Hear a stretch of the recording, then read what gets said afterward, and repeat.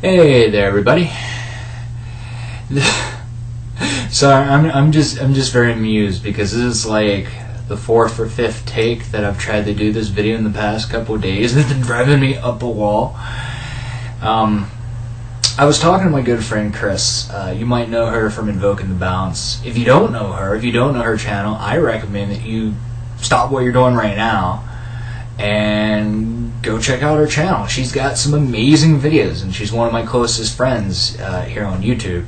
I consider her part of my community, part of my family, what have you. Just do it. Just go check out her videos. They're awesome. But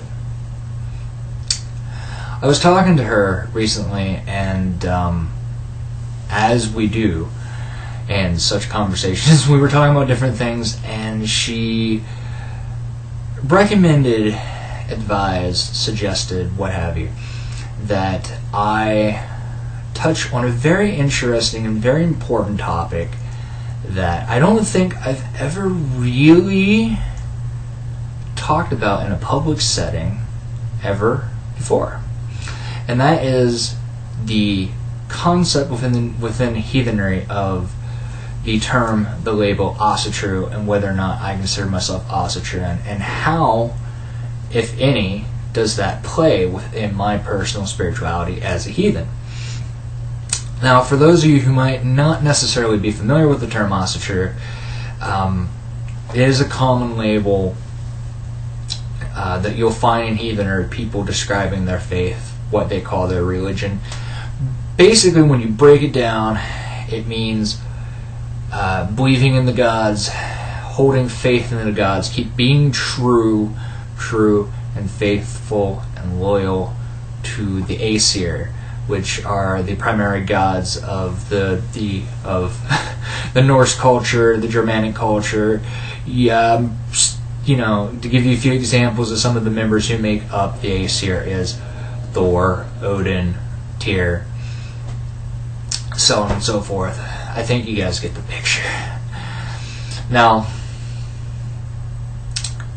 Asatru, and it can be pronounced in so many different ways because there are so many variants of the word that is found in different Germanic languages, and so there's so many different ways that it can be pronounced. Asatru, Asatru. I know that there's going to be a lot of people who hear it and they're like, hey, you're not pronouncing it right, and what can I say, really?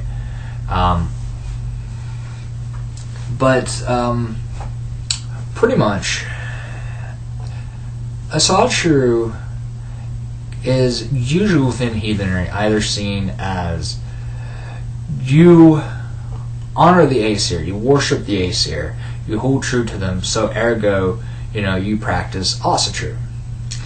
The other main way that it's seen in many different ways within heathenry is it's very much a Icelandic, Nordic, Scandinavian faith.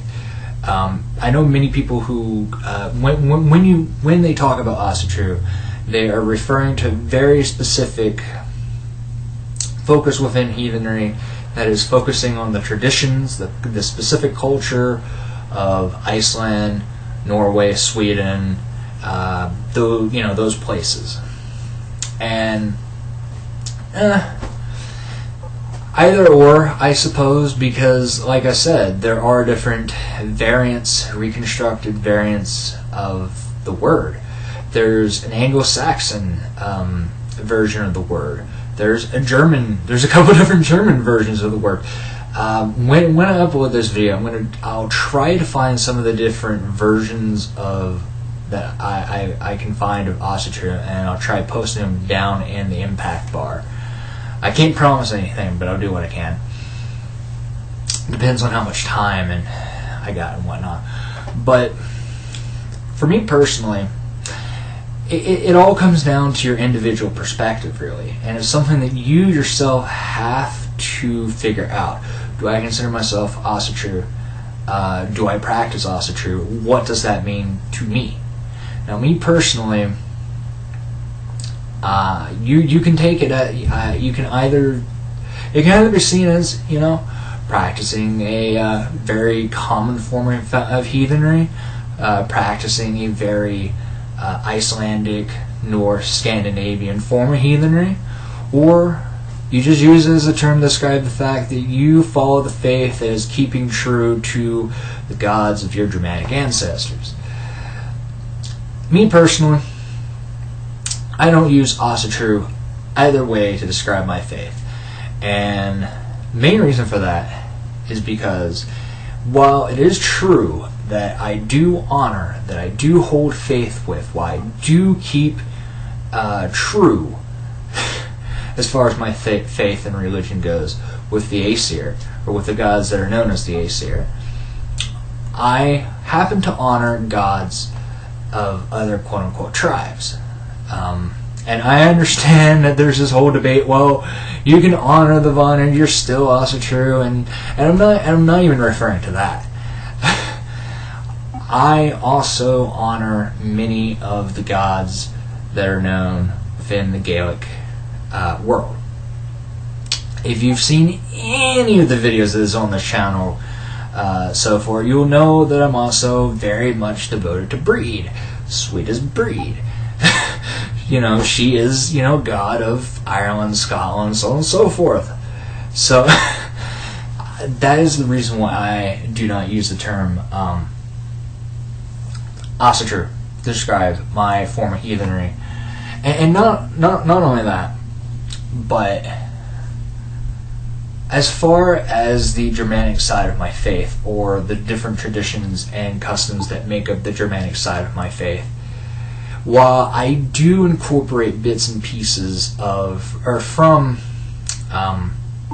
those areas, specifically Denmark and Normandy, because as far as I'm currently aware, those are the closest places to Iceland, or to Iceland, to Norway, to Sweden, so on and so forth, that members of my specific family down the line came from. Within heathenry, I know this isn't really kind of important for this video, but I figured I'd toss it in there anyway. There is a tendency of a lot of different people within heathenry either focusing on a form of heathenry that is more connected to their specific ancestry.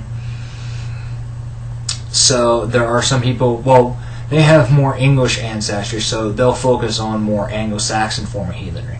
Or, well, they have more continental German ancestry, so they're going to focus more on continental German customs and so on and so forth. And then there are people who either, hey, regardless of what I have, I'll do this. I'll worship this. I'll honor this. I'll practice this because it's the most common thing. It's what we know the most about. Or there are people who do sort of very much a pan-Germanic. I myself, on one hand, kind of do a bit of a pan-Germanic thing, and on the other hand, I tend to honor the areas that are connected more locally to my ancestry. Down my family tree, I am most, or at least closer to me anyway, I am descended from the Pennsylvania Germans, so I could incorporate a lot of Deutsch or Pennsylvania German folk customs, traditions, so on and so forth. I also have a good bit of English, so you'll also see a lot of Anglo-Saxon stuff in my personal faith. A good example is, instead of calling Uller, Norse god of snow, ice, winter, so on and so forth, of one-on-one combat, of the oath ring, kingship, so on and so forth, I tend to refer to him as Wodor. Probably not pronouncing it right, but whatever. His more Anglo-Saxon name, or the more reconstructed Anglo-Saxon name that some people tend to use to call him, to refer to him and refer to that from a more Anglo-Saxon point of view. So how I do things is, as far as my form of Germanic side of my faith goes, so I look first to the Pennsylvania Germans and their folk culture and their names, their terms, their usage. Then I focus on the continental German, because those German immigrants originally came from continental Germany. So I then go to there, and then I also focus bits and pieces on England, because I do have a good bit of my ancestors that came from the Anglo-Saxon parts of England. And then to round it all off, to help fill in some of those gaps, those really annoying and irritating gaps, at the very bottom, or at the very back, at the very end of the list, you'll see various forms of Danish and Norman references, customs, so on and so forth. And of course, this is all kept in mind, all meshing and mixing and matching with my wife, who tends to practice a more Norse, well, I guess you could say she's still figuring her own things out.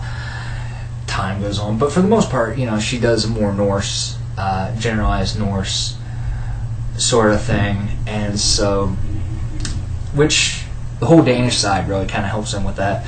But of course, either way, I tend to focus. I kind of went completely off topic there, but I all that is very much seen through a very Appalachian, very West Virginian lens, because that's where I came from. I'm myself American, and while I honor my ancestors, I'm not them. I didn't come from where they came from. But anyway, back to the point, and to sort of end this video. To me personally, for both reasons, that's why I do not personally use the term Asatru to describe my faith. At one point, I was thinking about using it, because at one point I was really looking to the Danish side of my faith, and oh yeah, okay, maybe, but no. Yes, I do honor and worship many of the gods that are considered the Aesir, but they're not the only gods that I honor and worship. I also worship many of the gods that you might know as the Tuatha De Danann. Hell, I tend to honor some of the Fomorians, and so on and so forth. And on the Germanic sides, I tend to honor some of the Giants, which is a completely different kettle of fish altogether. Although, probably not in the way that you might be thinking. Anyway, so that's my thoughts about it. At the end of the day, if you're a heathen, you got to figure out whether or not what exactly the term Asatru, or at least its context, means for you. Is it Norse, Icelandic form, a specific form of heathenry? Or is it simply a term that encompasses all forms of heathenry? Because to a certain extent, we're all more or less, at least those of us who follow a Germanic form of spirituality, are we honoring what is known to one way or another as the Aesir, and how that affects you? Anyway, that's my ramble fest for the day. Thanks for listening. I hope you guys got something out of that, and I'll catch you later. Take care. Have a good one.